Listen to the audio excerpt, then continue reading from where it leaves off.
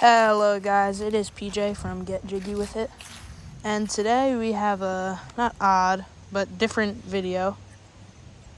I'm going to be teaching you guys how to cast a baitcaster without any backlash, like this. I'm bringing it back. I just broke my chatterbait 100%. So first things first, off the bat, let me just say, as a beginner with bait casting, I might go over here so I can cast far. You need to start with the right line. And for me, as a beginner, the right line was monofilament, which I still use to this day. What I have on right now is 12-pound mono with a Zoom Easy chatterbait and a fluke as a trailer. Just rigged this up for fun. Nothing special, not my best rigging, just for the video. But what I'm actually going to be showing you guys how to do today is cast smoothly like this.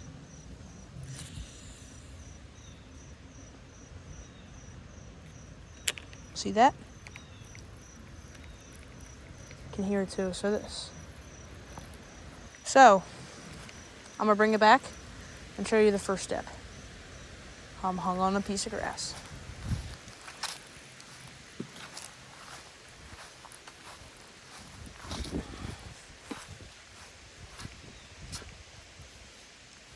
All right. So the first step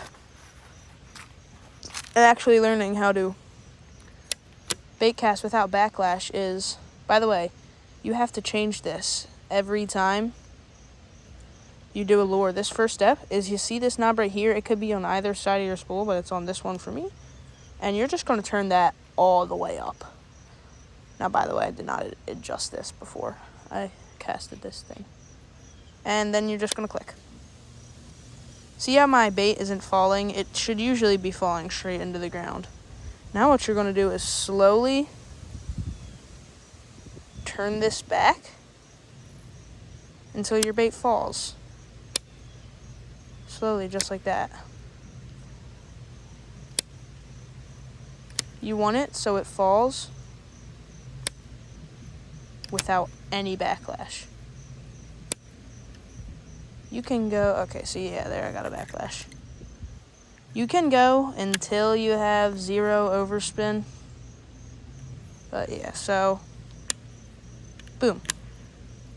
Now, next up is your brakes, which are extremely important. These are your brakes. I'm pretty sure mine are magnetic, but your brakes will usually be 0, 1, 2, that's a 3, 2, 3, 4, 5, 6, 7, 8, 9, 10, and then max. There's also minimum and max. My brakes right now are on a 3. But as a beginner, you're going to want to put your brakes at around 5 to 6. I know the daylight's weird, but can you see that? Yeah, there you go.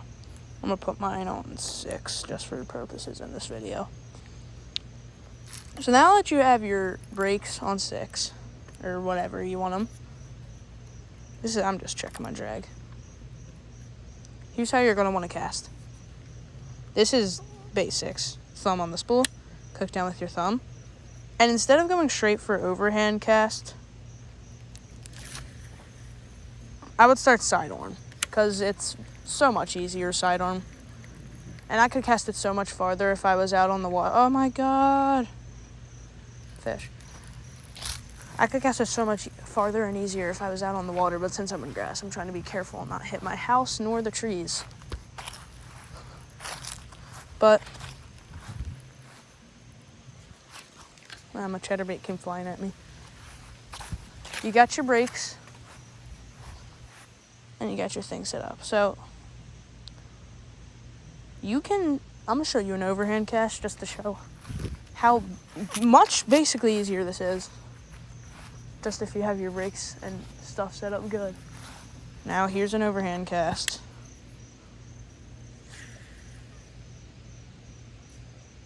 That went right to a tree.